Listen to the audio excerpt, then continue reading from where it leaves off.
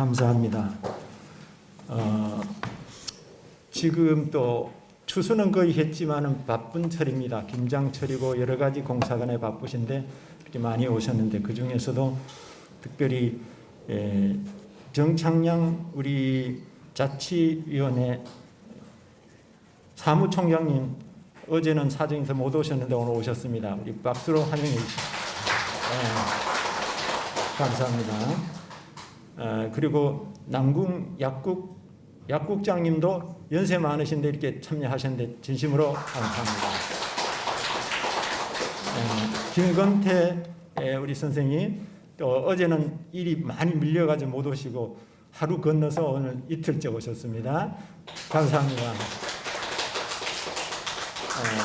우리 최인업 우리 어머니 계속 참석해 주셔서 진심으로 감사드립니다. 그 외에 제가 빠진 분이 있는지 모르겠는데 하여튼 여러분들 원근각지에서 원주에서 오시고 사방 오시는데 진심으로 감사드립니다. 우리 오늘은 전영국 형제가 우리 학생들이 참 하는 게 보기 좋고 은혜스러워요. 그래서 오늘 전영국 형제가 찬양을 부르고 수진양 반주하죠? 네. 특창 후에 오늘 또 준비된 우리 목사님 하나님의 말씀을 대언하실 때 성령의 충만한 은혜가 함께 하시기를 바랍니다.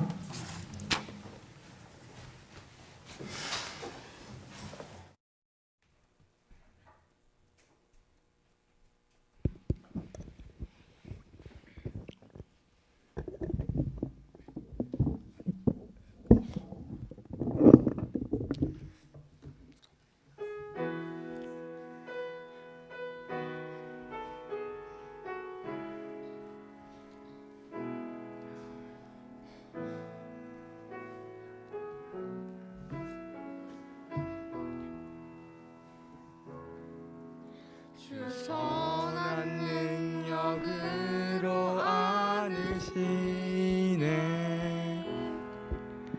그 크신 팔로 날 붙드시네. 절망 속에도 흔들리지 않고 사랑하는 주 얼굴 구하리. 선한 능력으로 일어서리. 믿음지하리. 믿음으로 우리 고대 안에 주 오실 그날 영광의 새날을 맞이하리. 이전의 괴로움 날 애워싸고 고난의 길을 걷는다 해도 주님께 모두 맡긴 우리 영혼 끝내 승리의 날을 맞으리. 선한 능력으로 일어서리. 안의지하리. 믿음으로 우리 고대 안에 주 오실 그날 영광의 새날을 맞이하리. 영광의 새날을 맞이하리.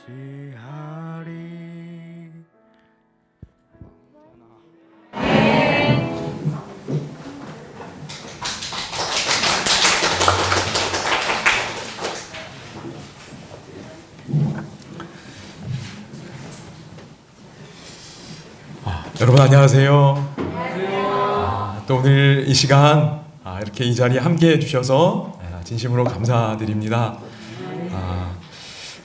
우리 어린이들 학생들이 교회 일꾼이네요. 교회 여러 큰 행사들이 있지만 전도회가 이제 그 중에 아주 큰 중요한 행사 중에 하나인데, 뭐 우리 어린이들이 잘 참여해주고 이렇게 귀 기울여줄 뿐만 아니라 또 많은 이들에게 이렇게 은혜와 감동을 줄 수 있다는 것에 대해 다시 한번 하나님께 감사드립니다. 우리 친구들 그 노래 제목이 뭔지 알아요? 네. 뭐지요? 선한 능력으로. 맞아요. 그 가사 너무 참 좋은 것 같아요, 그죠? 죄악이 가득한 이 세상인데 우리 친구들 정말 가사처럼 선한 능력으로 주님 의지하며 하나님의 귀한 일꾼들로 계속 잘 자라게 되기를 진심으로 소망합니다. 하나님께서 이 기획교회를 통하여 이 지역의 많은 어린이들에게 하나님의 사랑을 전하고 또 그들이 잘 자랄 수 있도록 하는 일에 쓰임받고 있다는 생각에 다시 한번 참 마음이 기쁨이 차는 것 같습니다. 하나님께 감사드리고 또 오늘 이 시간 다시 한번 저희가 한 인생의 중요한 질문을 다룰 텐데요. 성경에서 답을 찾고 성경이 정말 하나님 말씀이라는 걸 그럼 다시 한번 확신하실 수 있으면 좋겠습니다. 여러분 이 이야기 잘 아시지요? 무슨 이야기지요? 맞습니다. 춘향이 이야기입니다. 저기 아랫마을 남원에 춘향과 이도령이 있었습니다. 둘이 이렇게 만나게 됐는데 서로 사랑하게 되었습니다. 두 사람의 이 사랑이 아주 행복했습니다. 행복한 시간들을 보냈어요. 이대로만 가면 참 좋은데 좀 어려움이 생깁니다. 이도령이 과거에 급제하고 돌아오겠나라고 약속하고는 어디로 갔어요? 한양으로 떠났습니다. 그래서 그냥 사랑하는 사이인데 기다림의 시간이 시작됐어요. 떨어져 있는 겁니다. 그러나 그 약속을 믿고 서로 다시 만날 걸 기대하며 이야기가 진행이 됩니다. 그런데 여러분 누가 등장하지요? 못된 사람이 등장해요. 이 변사또가 등장합니다. 그리고는 춘향이에게 수청들라 그래요. 이도령을 사랑하는 춘향이는 수청을 들 수 있나요? 없나요? 안 돼요. 그 사랑의 마음은 나눠줄 수 있는 게 아닙니다. 그래서 춘향이 고난의 선택을 합니다. 감옥에 갇혀요. 그러니까 사랑하기 때문에 어려움을 선택하는 겁니다. 보통이라면 이게 이해가 안 되는 선택이지만 이도령을 사랑하는구나 라고 이해하면 왜 이런 선택을 할 수밖에 없는지 이해할 수 있게 됩니다. 여러분 만약 감옥에 갇혀있는 이 춘향이에게 이런 인생의 질문을 한다면 춘향이가 뭐라고 할까요? 오늘 저희가 생각해 볼 인생의 질문입니다. 여러 슬픔이나 고통들, 이런 구름이 있어요. 인생에 늘 좋기만 하지 않지요. 이런 구름 속에서 당신은 무엇을 봅니까? 라고 물어본다면 여러분 춘향이가 뭐라고 대답할까요? 뭐라고 대답할까요? 고난 속에서 누구 생각한다고 얘기할까요? 나 지금 내게 정말 행복함을 주었던 이도령 생각하고 있다고. 그리고 이도령이 빨리 돌아오기를 기다리고 있다고 뭐 그런 이야기 하지 않을까요?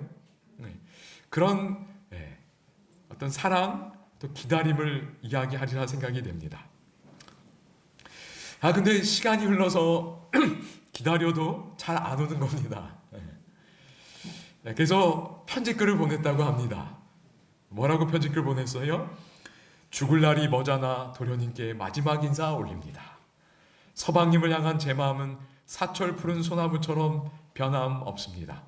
부디 오래오래 건강하시고 행복하소서. 춘향 올림. 인생의 이제 끝을 피할 수 없는 것 같아서 이런 마지막 편지도 올리게 됩니다. 여러분 이 이야기가 결국 어떻게 되지요? 다 잘 아시지요? 사실 긴장 안 하셨을 겁니다. 끝을 잘 아시니까요. 이도령이 장원 급제하고 암행어사가 돼서 그 지역에 옵니다. 그리고 무슨 출도요? 암행어사 출도요 하면서 시원한 장면이 펼쳐집니다. 그래서 악한 무리는 심판을 받게 되고 고난에 처했던 춘향이와 또 백성들은 구원을 받는 해피엔딩 이야기입니다. 여러분 그런데 이 사랑의 이야기 해피엔딩이 여러분 성경 이야기를 너무도 잘 보여주는 것 같아요. 성경의 이야기를 정말 잘 보여줍니다. 여러분 첫날 드렸던 말씀이 뭐였지요? 우리는 우연히 존재하게 된 게 아니라 누가 만드셨다고요? 하나님이 만드셨어요. 그걸 믿지 않으면 여러 추측들로 이야기하지만 그게 우리의 마음에 와닿지 않습니다. 어떻게 먼지가, 흙이 저절로 사람이 될 수 있겠어요? 창조주가 있는 겁니다. 그게 우리의 시작이에요. 그리고 어제는 우리의 끝을 보았습니다. 우리의 끝이 뭐였지요? 그럼 이 지구는 빙하가 아니라고 그랬어요. 그저 목적지 없이 이런저런 파도에 휩싸여 떠내려가는 빙하가 아니라 뭐라고 그랬지요? 하나의 배라고 그랬어요. 목적지가 있는 겁니다. 그 목적지가 뭐였지요? 하나님의 나라, 예수님의 재림이었어요. 그러니까 첫날 시작을 받고 둘째 날 끝을 본 겁니다. 맞나요? 그걸 믿는 거예요. 시작하신 하나님이 다시 새 하늘과 새 땅을 만드실 것을 저희는 믿는 겁니다. 근데 오늘은 그 가운데 이야기, 그리고 끝에 마지막 직전의 이야기인데요. 성경은 예수님의 재림에 앞서서 고난이 있겠다고 이야기하는 거예요. 사실 우리의 인생도 선물이고 행복한 시간이긴 하지만 고난이 좀 있나요, 없나요? 고난이 있는 것 같아요. 그걸 부인할 수 없습니다. 그러니까 어쩌면 우리 인생도 그런 것 같아요. 하나님 나라를 맞이하기 전에 잠깐의 고난의 시간이 있다는 거예요. 그리고 예언을 살펴보면 재림 직전에 어떤 고난의 시간이 있다는 겁니다. 그런데 결론은 뭐라는 거예요? 요겁니다. 해피엔딩이라는 거예요. 마침내 하나님이 오셔서 우리를 만나주신다는 겁니다. 그러니 잠깐 고난을 당할지라도 염려하지 말라는 거예요. 고난 속에서 누구를 생각하고요? 다시 오실 예수님 생각하고 그분의 약속을 생각하며 이겨내라는 겁니다. 그러면 마침내 하나님이 오신다니까요. 누가 오신다고요? 하나님이 오십니다. 그럼 그게 성경의 약속이에요. 이도령이 와서 두 무리로 갈라졌어요. 심판받는 무리도 있었고 구원받는 무리도 있었지요. 그래서 하나님이 오셔서 그의 백성들을 구원하신다는 게 성경의 약속입니다. 여러분, 그래서 이도령이 와서 해준 걸 하나님이 똑같이 해주신다는 거예요. 이도령이 떨어져 있었는데 하나님이 그들과 이제 어떻게 하신다고요? 함께 계시리니. 그게 계시록 21장이에요. 그리고 모든 눈물을 그 눈에서 뭐 해주신다고요? 닦아주신다는 거예요. 여러분, 이 영광스러운 일이 반드시 있을 것을 믿습니다. 여러분, 이때에 이 기쁨에 동참할 수 있게 되기를 간절히 바랍니다. 여러분, 인생이 끝이 좋아야지요. 그렇지 않나요? 그럼 성경은 이게 끝이라고 얘기하는 거예요. 그러니까 우리가 죽고 그냥 흙으로 돌아가는 게 끝이 아닙니다. 이 해피엔딩의 순간이 있다는 걸 성경은 약속해 주는 겁니다. 그 약속을 여러분 받으시기 바랍니다. 얼마나 좋은지요. 그래서 오늘 함께 생각해 볼 질문은, 인생의 질문은 이겁니다. 우리가 어쩔 수 없이 참 어떤 인생의 슬픔이나 고통을 겪습니다. 근데 그 속에서 정말 무엇을 봐야 하는지 잠깐 좀 생각하려고 합니다. 사실 답은 이미 말씀드렸습니다. 춘향이처럼 누굴 볼 수 있으면 돼요? 다시 오실 하나님을 볼 수 있으면 됩니다. 여러분, 어제 함께 나눴던 말씀입니다. 다니엘서 2장 내용을 살펴봤어요. 오늘은 다니엘서 3장입니다. 익숙하신 분도 있고 또 처음 듣는 분도 계실지 모르겠습니다. 3장의 장면을 그림으로 그린 겁니다. 이게 무슨 이야기일까? 좀 같이 좀 살펴보려고 하는데요. 그 내용을 들어가기에 앞서서 잠깐 좀 살펴볼 게 있습니다. 여러분, 여기 소 2마리가 밭을 갈고 있어요. 소 2마리가 가는 쟁기를 혹시 뭐라고 하는지 아시나요? 맞습니다. 결이라고 합니다. 우리나라 중북부 산간 지역에, 저는 직접 보지는 못했습니다. 그런데 중북부 산간 지역에서 이런 방식으로 쟁기를 갈았다고 해요. 성경의 땅인 팔레스타인도 이런 방식으로 쟁기를 갈았던 것으로 보입니다. 결이에요. 왜냐하면 한 마리가 가는 것보다 2마리가 가면 힘이 어떻지요? 더 좋습니다. 그러니까 땅을 깊이 잘 갈기 위해서 소 2마리가 함께 밭을 가는 겁니다. 그걸 결이라고 그래요. 여러분, 그런데 이 논리를 그대로 확장하면 재판에서 내가 보고 들은 걸 말하는 증인들 경우에도 적용할 수 있습니다. 여러분, 증인 한 사람이 말하는 것보다 증인 두 사람이 말하면 더 설득력이 있나요, 없나요? 더 있어요. 두 사람의 말이 서로 상충되지 않고 조화만 되면 두 사람이 말하면 훨씬 더 설득력이 있습니다. 두 사람, 세 사람, 네 사람이 말하는데 다 똑같이 말하면 그 이야기가 조화만 되면 혼자 말하는 것보다 힘이 있나요, 없나요? 힘이 있어요. 여러분, 하나님도 저희를 복음으로 설득하셔야 돼요. 그러니까 하나님이 저희 마음을 만드셨기 때문에 하나님은 저희가 어떨 때 설득당하는지, 어떨 때 감동받는지 다 아십니다. 그래서 성경으로 저희에게 설득하셔야 되는데 기본적으로 두 증인의 방식으로 이야기하셔요. 그게 하나님의 기본 방식입니다. 여기 성경책이 있습니다. 성경이 66권인데요. 크게 보면 두 부분으로 되어 있습니다. 어떻게 되어 있지요? 구약과 신약 두 부분이에요. 여러분, 그런데 왜 두 부분인가? 여기 대쟁투라는 성경을 아주 잘 설명해 놓은 책에 보면 이렇게 이야기합니다. 같이 한번 읽어보겠습니다. 두 증인은 시작.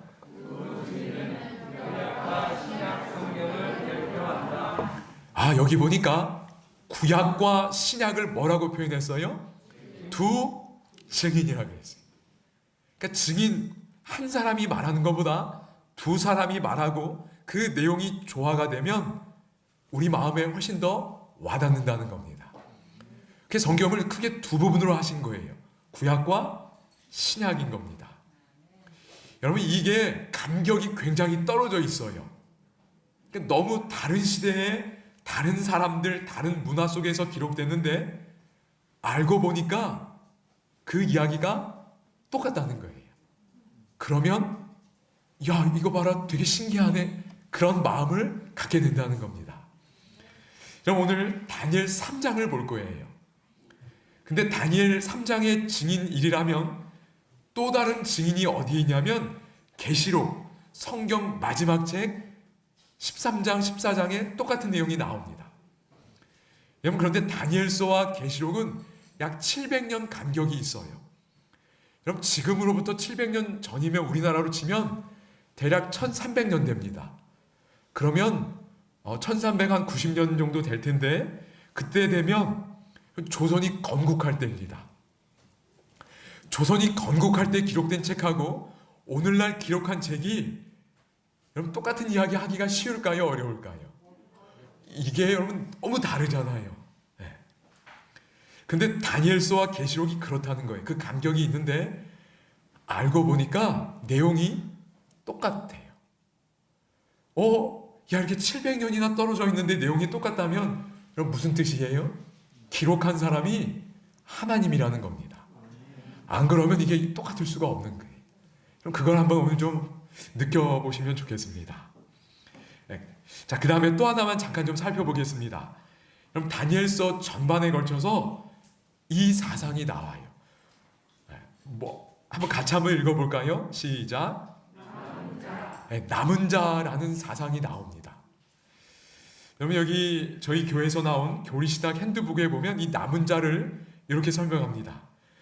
종종 남은 자는 어떤 국가적인 재앙에서 살아남은 이스라엘의 역사적 생존자를 가리킨다 그랬어요. 그러니까 어떤 재앙이 일어났는데 살아남은 사람들을 뭐라고 불렀어요? 남은 자라고 부른 겁니다. 저희가 다니엘서 1장을 보지는 않았지만 다니엘서 1장을 열면 이 이야기로 시작이 돼요. 바벨론 군사들이 이스라엘 예루살렘을 침공합니다. 수많은 사람을 죽이고 성을 약탈하고 성전도 약탈했어요. 그리고 많은 사람들을 포로로 잡아왔습니다. 역사적 재앙이, 국가적 재앙이 일어난 겁니다. 그런데 다니엘과 세 친구들은 어쨌든 저 속에서 뭐 했어요? 살아남은 겁니다. 그러니 이 포로로 잡혀왔지만 이들은 뭐예요? 남은 자라는 거예요. 그럼 이해되시겠지요? 그런데 또 남은 자가 어떤 유형이 있냐면 여기 보면 다 하나님을 배반합니다. 이스라엘 역사를 보면 많은 이들이 하나님을 배반했어요. 그런데 끝까지 하나님께 신실하게 남은 사람들, 소수였어요. 그들을 또 뭐라고 불렀어요? 남은 자라고 부른 겁니다. 저희가 1장을 같이 안 봤지만 다니엘과 세 친구들은 일상생활 속에서 하나님께 충성하려고 애썼음을 1장에서 확인할 수 있어요. 그래서 하나님이 먹으라고 하신 걸 먹기 위해서 놀라운 선택을 합니다. 그런 이야기가 1장에 기록되어 있어요. 이런 걸 보니까 다니엘과 세 친구는 남은 자 맞나요? 남은 자인 거예요. 마지막 세 번째 유형이 있습니다. 여러분, 이스라엘 백성이라고 해서 다 하나님 신실하게 못 믿었지요. 그런 것처럼 이방 백성이라고 해서 다 하나님을 안 믿는 사람이 아니었다는 겁니다. 그래서 하나님이 그 중에 하나님 백성을 부르신다는 거예요. 그래서 하나의 그룹이 되게 하신다는 것이 남은 자 유형 세 번째입니다. 여러분, 그게 다니엘서에도 나와요. 다니엘은 남은 자였습니다. 그런데 하나님이 다니엘을 통해 누구를 부르시고 계셔요? 느부갓네살 왕을 부르시는 거예요. 그래서 하늘에 하나님이 있음을 알려주시는 겁니다. 그래서 느부갓네살 왕이 2장에 보면 참 하나님을 예배하고 경배하는 모습이 나타납니다. 그래서 다니엘을 통해 남은 자로 부르고 계시는 거예요. 이게 다니엘서에 나오는 겁니다. 여러분, 그러면 다니엘서가 증인 1이라고 그랬어요. 그러면 증인 2인 요한계시록에도 남은 자 이야기가 나올까요? 안 나올까요? 나온다는 거예요. 왜냐하면 이게 짝꿍이기 때문에 그렇습니다. 그래서 대표적인 구절이 여기 계시록 12장 17절입니다. 여기 보면 용이 누구랑 싸우려고 그러지요? 남은 자손과 싸우려고 바다 모래 위에 서 있다고 나옵니다. 그러니까 남은 자손이 나오나요? 안 나오나요? 나오는 거예요. 용은 여기 보니까 큰 용이 내어 쫓기니 옛 뱀, 곧 마귀, 사탄, 온 천하를 꿰는 자가 나옵니다. 그러니까 우리의 원수예요. 여러분, 인생에 안 좋은 일이 일어나면 다 누구 때문이에요? 마귀 때문에 그런 겁니다. 그러니까 마귀 원망하시면 돼요. 하나님 원망하지 마시고요. 여러분, 마귀, 여기가 원수입니다. 근데 우리 힘으로는 어쩔 수 없는데 하나님이 이 원수랑 싸워주신다는 거예요. 그리고 이 원수를 완전히 소멸시키시고 원수가 없는, 전쟁이 없는, 죄가 없는 세상을 주신다는 게 하나님 약속입니다. 근데 이 용이 누구랑 싸우려고 그런다고요? 그 여자의 남은 자손과 싸운다는 거예요. 그러니까 다니엘서에도 남은 자 사상이 있었는데 요한계시록, 성경의 마지막 책에도 남은 자 이야기가 나오는 거예요. 이 두 개가 짝꿍입니다. 그러니까 700년의 간격이 있고 기록자들이 다 다르지만 사실 이 책을 기록하게 하신 분은 누구라는 거예요? 하나님이시라는 겁니다. 여러분, 이제 이 개념을 가지고 용이 남은 자들을 공격한다. 요게 사상이에요. 근데 용은 마지막 때만 남은 자들을 공격하지 않고 각 시대마다 남은 자들을 공격했습니다. 그래서 그 사상을 가지고 이제 다니엘서 3장을 좀 보겠습니다. 여러분, 이게 어제 하나님께서 다니엘을 통해 왕에게 보여주신 역사의 프레임입니다. 바벨론부터 시작해서 제국은 몇 개였지요? 딱 4개였어요. 그 다음에 분열 왕국입니다. 그리고 그 분열된 상태가 되고 있을 때 돌나라가 임하는 걸 봤어요. 그게 하나님이 보여주신 역사의 프레임입니다. 그런데 아까 보니까 용이 천하를 꿰는 자라 그랬어요. 그래서 느부갓네살 왕이 이 메시지를 받았는데 이제 용이 꿰는 겁니다. 어떻게 꿰을까요? 처음엔 받아들였는데 가만히 있으니까 기분이 좀 나빠요. 왜 기분이 나빠할까요? 자기 나라가 금나라인 건 기분이 좋은데 금나라가 계속되지 못하고 어떻게 돼요? 은나라로 바뀌는 겁니다. 그러니까 사탄이 유혹하는 겁니다. 야, 어떻게 하라고 그랬지요? 여기 다니엘서 3장 1절에 보면 느부갓네살 왕이 뭐로 신상을 만들었대요? 금으로 신상을 만들었대요. 하나님이 주신 메시지는 금, 은, 놋, 철이에요. 그 나라가 영원하지 않고 또 다른 나라들로 바뀌는 겁니다. 그런데 뭘로 신상을 만들었어요? 금으로 신상을 만든 겁니다. 무슨 뜻이에요? 내 나라가 영원하기를 바라는 거예요. 그리고 그 신상을 만든 다음에 모든 관원들을 그 낙성식에 다 오라고 합니다. 그리고는 뭐라고 그러냐면 악기 소리가 들릴 때에 다 뭐라고 그랬어요? 금신상에게 뭐하라? 절하라는 거예요. 야, 나는 내 나라가 영원하기를 바란다.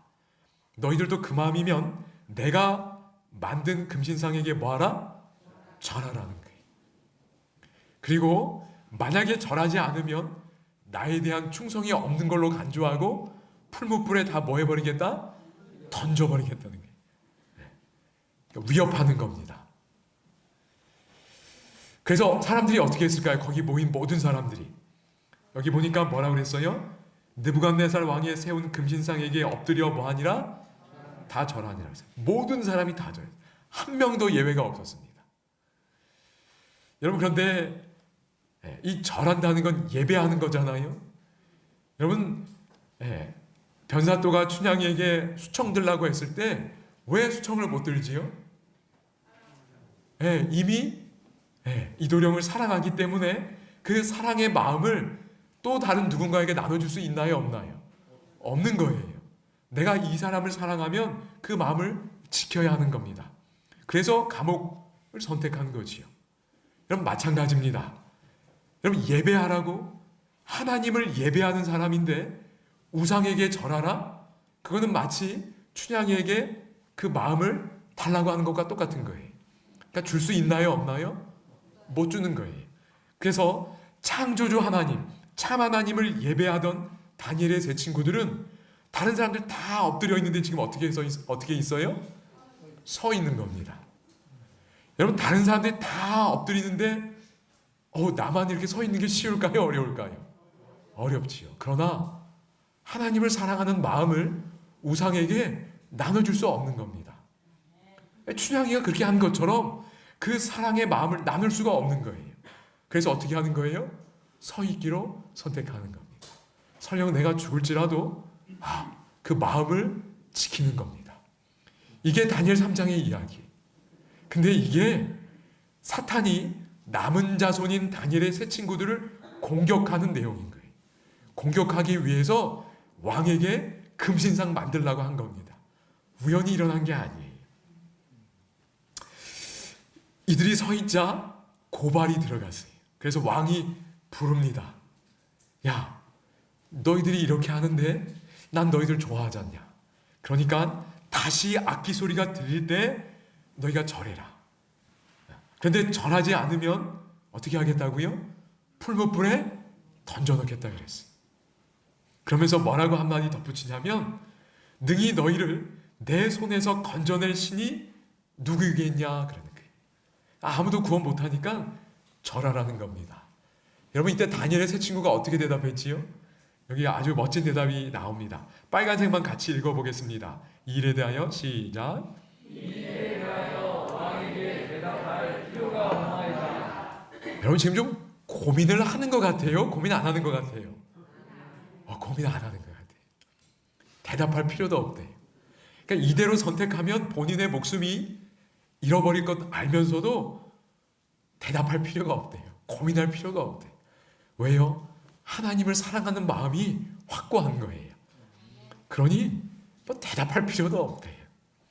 그러면서 뭐라고 하냐면 우리가 섬기는 우리 하나님이 우리를 이 극렬히 타는 풀무 가운데서 능히 건져내시겠다고 이야기해요. 우리 하나님 능력 있는 분이에요. 하나님이 주신 약속을 기억하고 이렇게 고백하는 겁니다. 그러니까 이 고난의 순간에 뭘 본 거예요?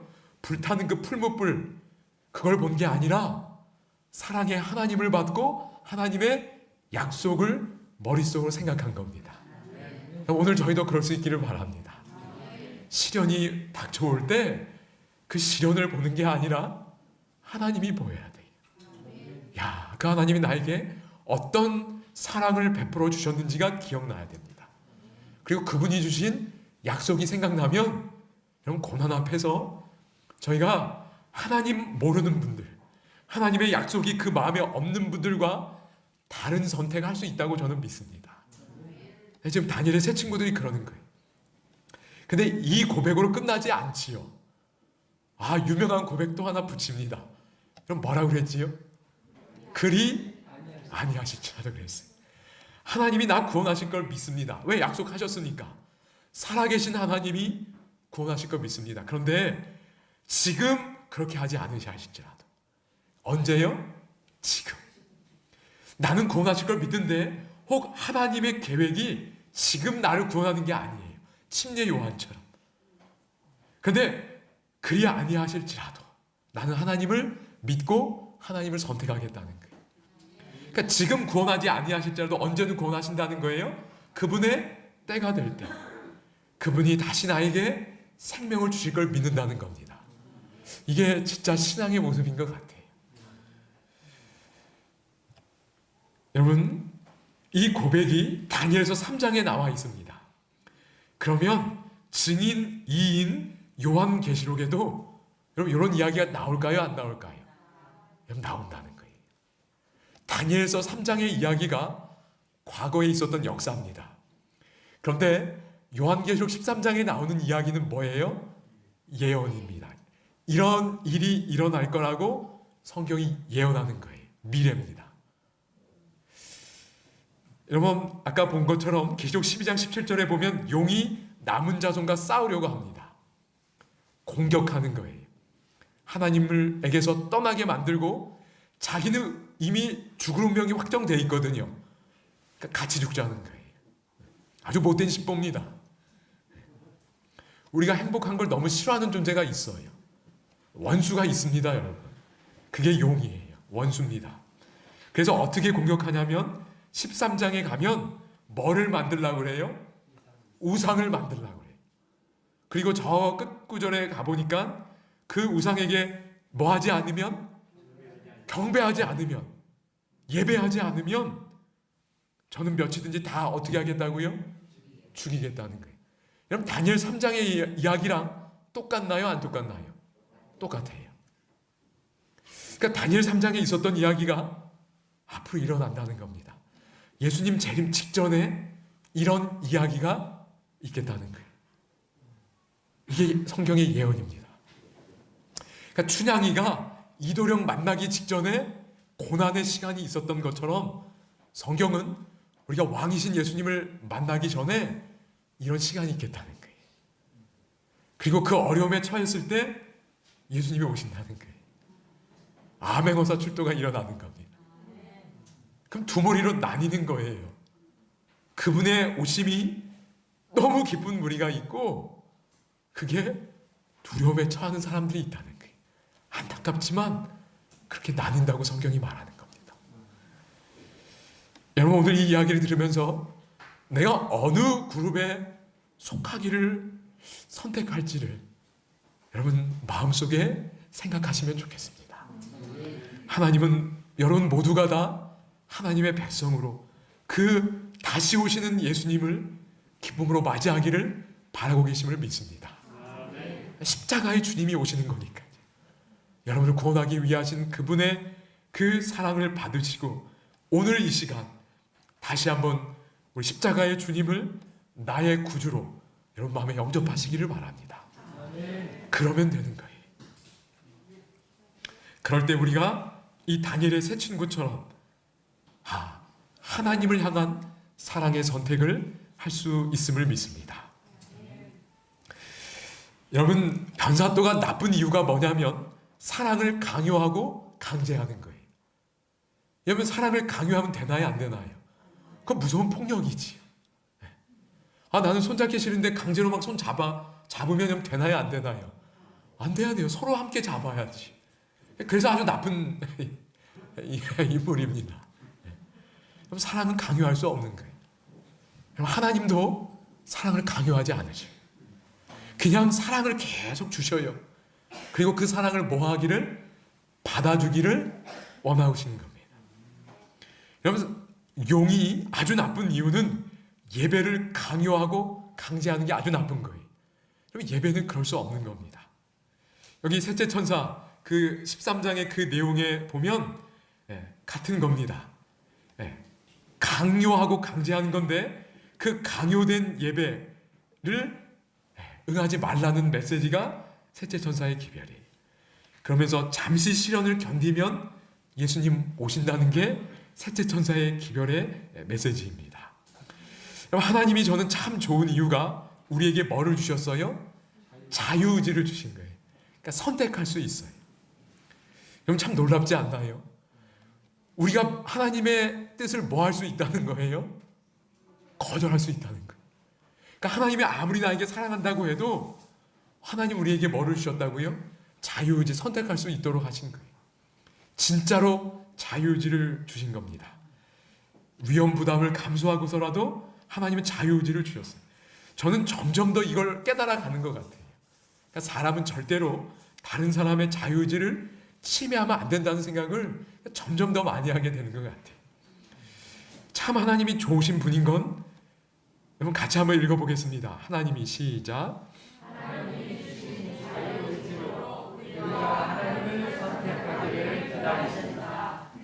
여러분 하나님이 이런 분이십니다. 하나님께서는 여러분을 이곳으로 초청하시고 여러분의 자유의지로 하나님을 뭐 하기를 기다리신다고요? 선택하기를 여러분 애타게 기다리십니다. 여러분 사랑 고백 이렇게 다 해보셨지요? 상대방이 받아들여줄까 안 들어줄까 이렇게 설레던 시절이 있으셨잖아요. 하나님이 지금 그러시는 거예요. 여러분이 받아들이면 하나님이 어떻게 하셔요? 와! 하나님 기뻐하시는 겁니다. 혹 그리고 거절하면 그런 일이 없기를 정말 바라시지만 혹 이렇게 막 망설이시면 하나님이 기다리시고 여러분에게 더 호소하실 수 있는 분임을 믿습니다. 그러나 그 호소를 여러분 왜 자꾸 미루십니까? 좋으신 하나님인데요. 받으실 수 있게 되기를 간절히 바랍니다. 여러분 춘향이의 이 선택이 아름다울 수 있는 이유는 자발적인 선택이기 때문에 그렇습니다. 사랑 때문에 이 선택을 한 거예요. 여러분 이 세 친구들의 선택이 참 감동을 주는 건 역시 이들 또한 그들의 사랑으로 선택했기 때문입니다. 여러분 근데 참 감사한 건 이들이 억지로 선택을 한 것이 아닙니다. 요한일서 4장 19절 한번 같이 읽겠습니다. 우리가 시작. 우리가 사랑하는 그가 먼저 우리를 사랑하셨습니다. 여기 춘향이가 이도령을 사랑함은 다니엘의 세 친구들이 하나님을 사랑하고 선택함은 이유가 뭐라고요? 그가 먼저 우리를 사랑하셨기 때문이라는 거예요. 그러니까 하나님의 사랑을 받은 것에 대한 반응으로 이 선택을 할 수 있었다는 겁니다. 야, 내가 그 순간에 그런 선택을 할 수 있을까? 그럼 염려하지 마시기 바랍니다. 날마다 하나님의 사랑을 받으면 그 사랑이 우리로 하여금 그 선택을 할 수 있도록 만들 것을 믿습니다. 그게 하나님의 사랑의 위대함이라고 저는 믿습니다. 여러분 하나님의 은혜는 참 능력이 있습니다. 여러분 여기 과일이 있는데 맛있어 보이시지요? 여기 뭐지요? 자두가 아주 맛있어 보입니다. 뭐 신자두도 있지만 이게 또 좀 시지 않고 아주 달콤한 맛있는 자두도 있어요. 제 이렇게 입에서 막 침이 좀 나오는 것 같습니다. 한 2달 전인가 7월 달 정도 됐었나. 하여튼 얼마 전에 제가 있는 연수원의 원장님이 예전에 원장님 사모님이 저희 아이들에게 뭘 좀 이렇게 그릇에 담아서 뭘 좀 주셨었어요.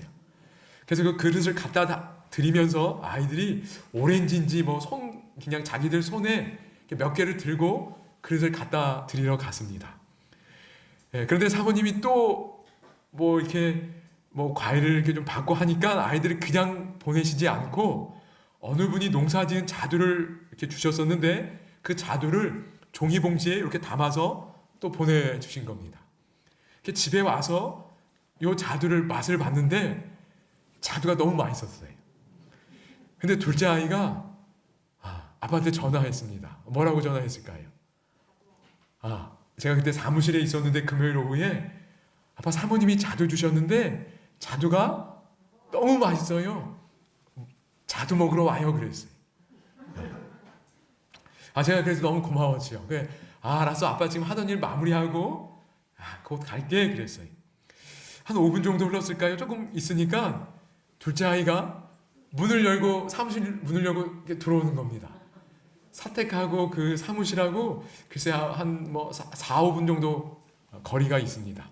근데 손에 뭐가 들려 있었을까요? 요 자두가 들려 있었어요. 자두 이렇게 손에 내밀더니 저한테 자두 먹으라는 거예요.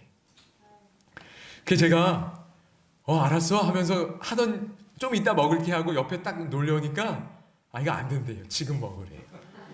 그래서 제가 그걸 그냥 한 입에 이렇게 입에 넣었습니다. 자두가 아주 맛있었습니다. 행복했어요. 근데 자두 때문에 행복했지만 제가 더 행복한 이유가 있었습니다. 뭐 때문에 행복했을까요?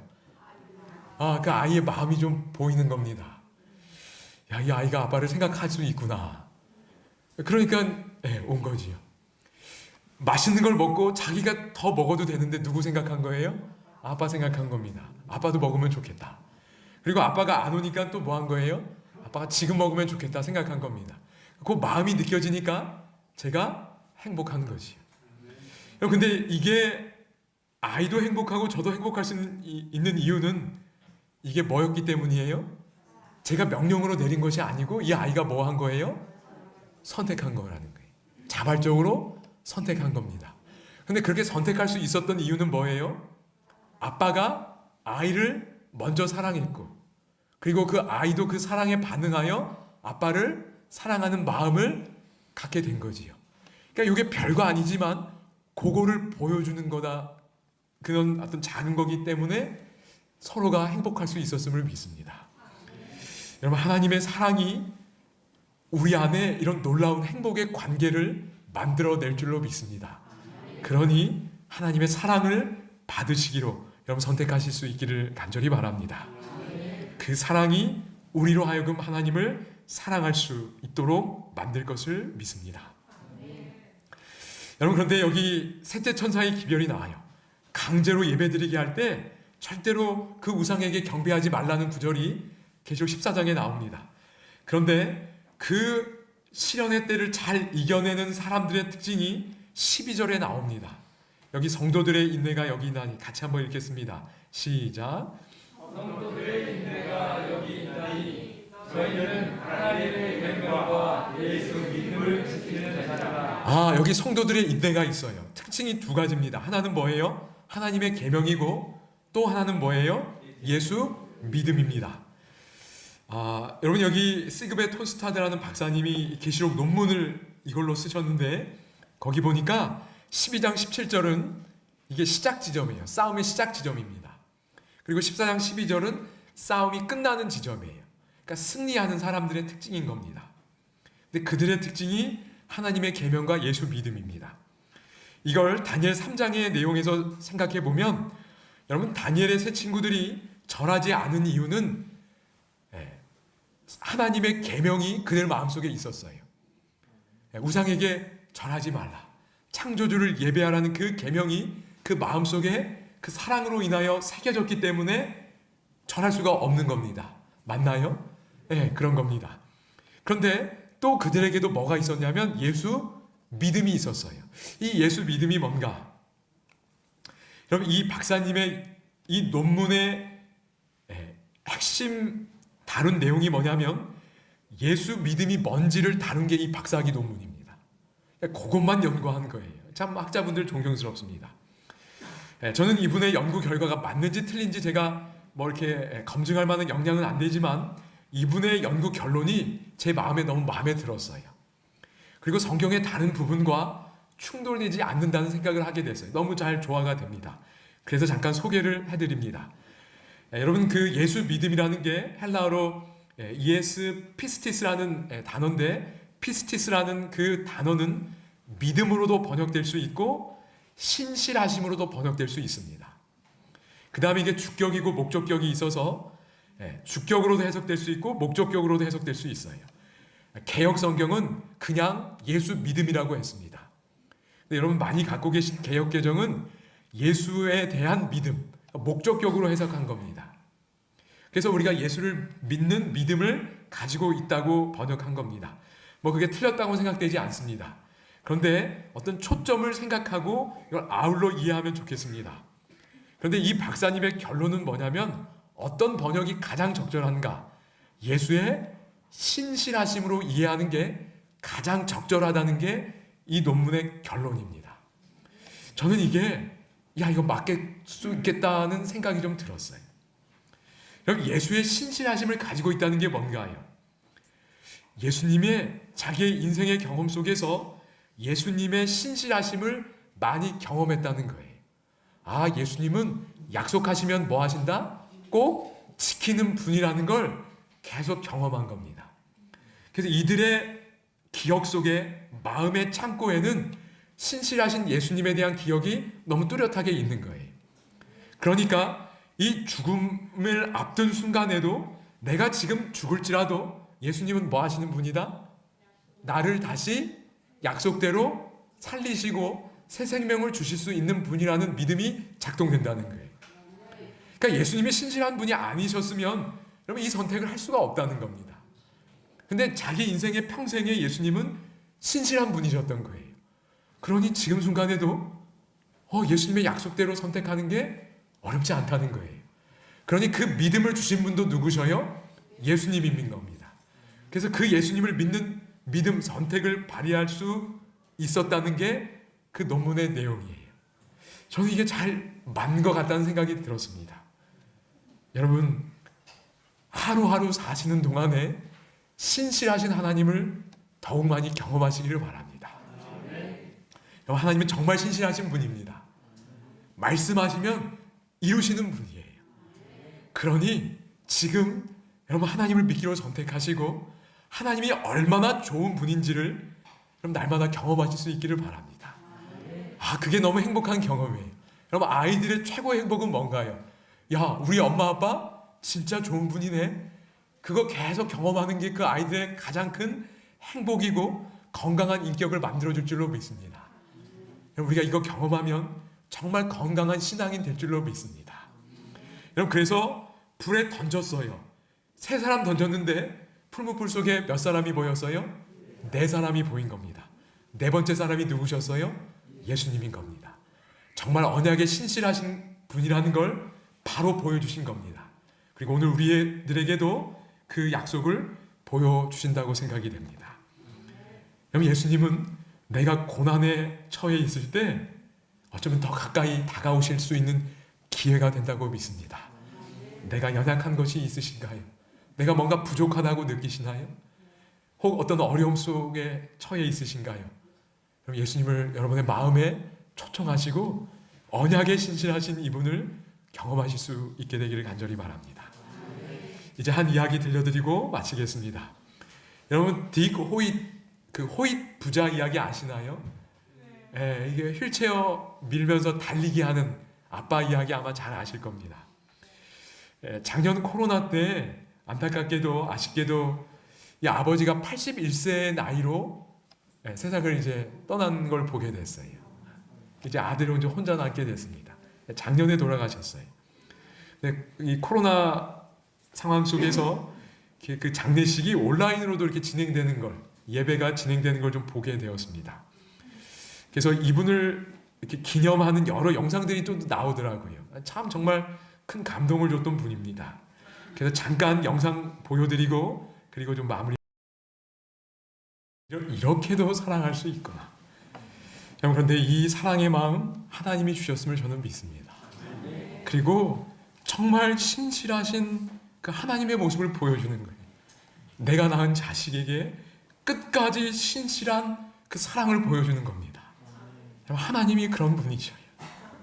그러니 여러분 이 사랑을 거절하지 마시기 바랍니다. 그냥 받으라는 거예요. 다른 거 요구하는 거 아닙니다. 그 사랑 받고 혼자 인생 살지 말고 이 아버지와 아들처럼 하나님과 한 팀을 이루어 살아가라는 겁니다. 얼마나 감사한지. 여러분 정말 우리의 인생이 정말 때때로 슬픔이나 고통 속에 먹구름 낄 때가 많이 있습니다. 그런데 이 질문을 이 아들 릭 호잇에게 했다면 그는 뭐라고 말했을까요?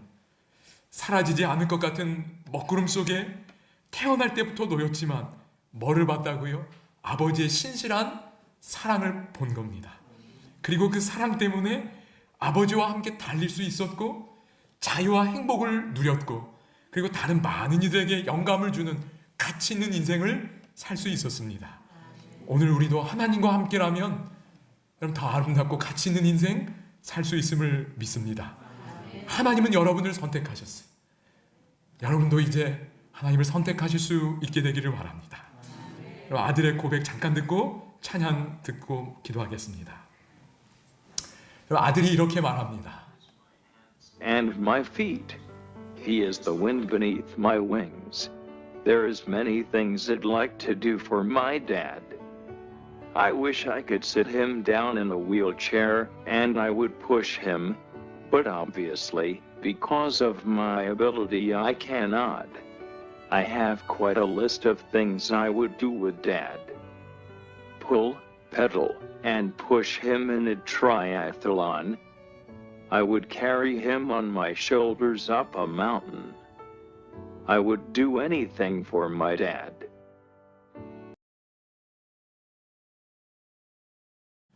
평생 아버지가 자기 일처럼 밀어준 거예요. 그러니까 이제 자기도 뭐 해주고 싶다는 거예요? 아빠 밀어주고 싶다는 거예요. 아빠를 어깨 위에 올리고 산에서 올라가고 싶대요. 얼마나 그 사랑의 마음을 표현하고 싶겠어요. 이렇게 못하지요. 근데 마음이 그렇다는 거예요. 아버지의 사랑을 받으니까 그렇게 하고 싶어지는 거예요. 자발적으로 그렇게 하게 되는 겁니다. 여러분, 신앙을 여러분 아름다운 이유는 하나님이 이렇게 사랑해 주신 걸 받는 거예요. 그럼 그 사랑에 대한 반응으로 저희도 할 수 있게 되는 겁니다. 그러니 신앙을 시작할 때 내가 신앙 시작하면 이것도 해야 되고 저것도 해야 될 것 같고, 여러분 그런 생각 아무것도 하지 마시기 바랍니다. 하나님이 근본적으로 원하시는 건 뭐예요? 그 사랑 받으라는 거예요. 받다 보면 조금씩 성장해 간다고 믿습니다. 그러니 그 사랑 받으시고 행복하시고 아름다운 관계 속에 살아가실 수 있게 되기를 간절히 바랍니다. 우리 잠깐 찬양 들어도 괜찮을까요? 예, 찬양 듣고 기도하겠습니다.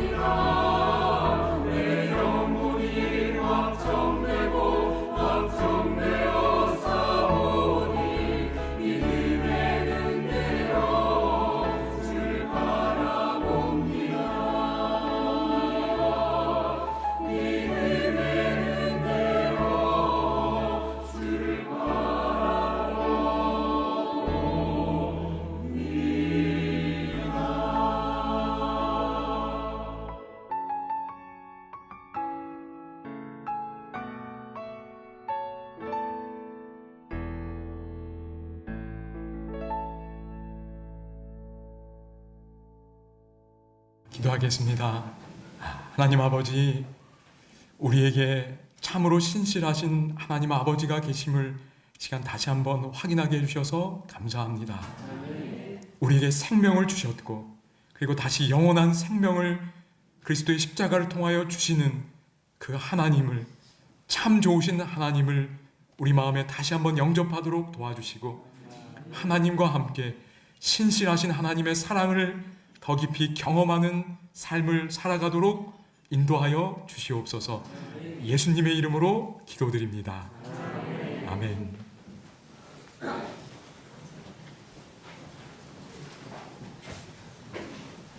감사합니다. 내일도 바쁘신 일들이 있더라도 적으시고 이 귀한 자리에 또 나와주시면 대단히 감사하겠습니다. 본교인이 아니신 분들은 크지는 않지만 선물을 꼭 받아가지고 오른방길 조심해 가시기 바랍니다. 감사합니다.